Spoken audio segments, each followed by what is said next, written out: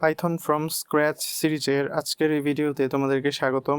আজকে আমি কথা বলবো সেট ডাটা টাইপ নিয়ে, অর্থাৎ এর ক্যারেক্টারিস্টিক্স নিয়ে আজকে আমরা কথা বলবো। প্রিভিয়াস ভিডিওগুলোতে আমরা tuple and list data type দেখেছি। সো কথা না বাড়িয়ে চলো শুরু করা যাক। সো আমরা আগে একটা ভ্যারিয়েবল ক্রিয়েট করব, অ্যান্ড এই ভ্যারিয়েবলের ভিতরে আমরা একটা কার্লি ব্রেসেস দিব। আমরা জানি যে সেট ডাটা টাইপের ক্ষেত্রে অলওয়েজ কার্লি ব্রেসেস ইউজ করতে হয়। সো আমরা কার্লি ব্রেসেস ইউজ করে এখানে কিছু ডাটা অ্যাড করব, 2 4 5, তারপর একটা স্ট্রিং যদি দিই জি। সো এখন আমরা এটার যে টাইপ সেটা আমরা চেক করব। So print type number. তোমরা দেখতে পাচ্ছ যে এখানে সেট হিসাবে শো করতেছে, অর্থাৎ এটা একটা সেট ডাটা টাইপ।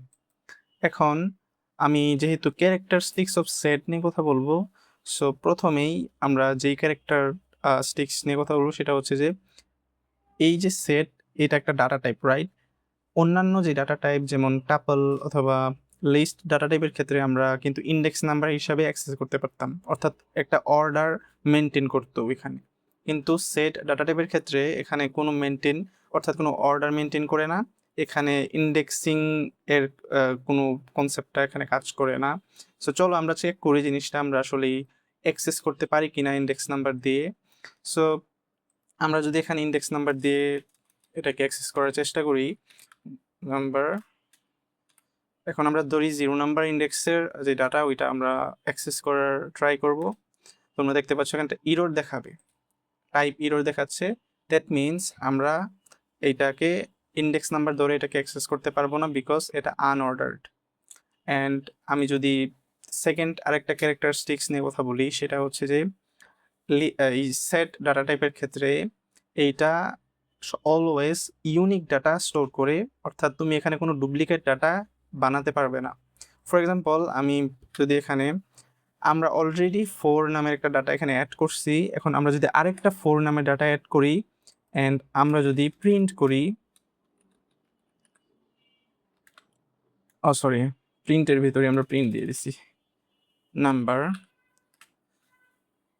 সো সেক্ষেত্রে তোমরা দেখতে পারবে যে 2 4 5 জি, দ্যাট মিনস ও এই 4টাকে স্কিপ করছে, অ্যাভয়েড করছে, বিকজ সেট ডাটা টাইপের ক্ষেত্রে পাইথন এখানে কোনো ডুপ্লিকেট ডাটা অ্যাকসেপ্ট করে না।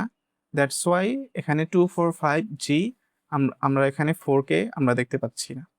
সো এইটা হচ্ছে একটা ক্যারেক্টারিস্টিক্স। এখন থার্ড যদি আরেকটা ক্যারেক্টারিস্টিক্স নিয়ে আমি কথা বলি, সো সেটা হবে যে আমরা জানি যে সেট এর ক্ষেত্রে বা অন্যান্য ডাটা টাইপ, যেমন আমরা ওই যে লিস্ট বা টাপল ডাটা টাইপ আমরা শিখেছি, সেক্ষেত্রে ওইখানে কিন্তু চেঞ্জেবল বা আনচেঞ্জেবল জিনিসটা ছিল।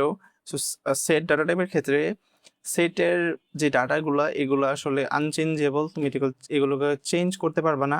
বাট সেট নিজে চেঞ্জেবল, মানে সেট অর্থাৎ তোমাকে যদি আমি বুঝাই নর্মালি, যে সেটের যে ডাটা, এখানে তুমি ডাটা অ্যাড করতে পারবা, রিমুভ করতে পারবা, বাট তুমি মডিফাই করতে পারবা না। এগুলা বিভিন্ন মেথড ইউজ করে করা হয়, যেটা আমি নেক্সট ভিডিওতে তোমাদেরকে দেখাবো। সো আপাতত এতটুকুই জেনে রাখলে পরবর্তী ভিডিওগুলোতে আমাদের ওই টপিকগুলো বুঝতে ইজি হবে। সো আই হোপ তোমরা জিনিসগুলো বুঝতে পারছো।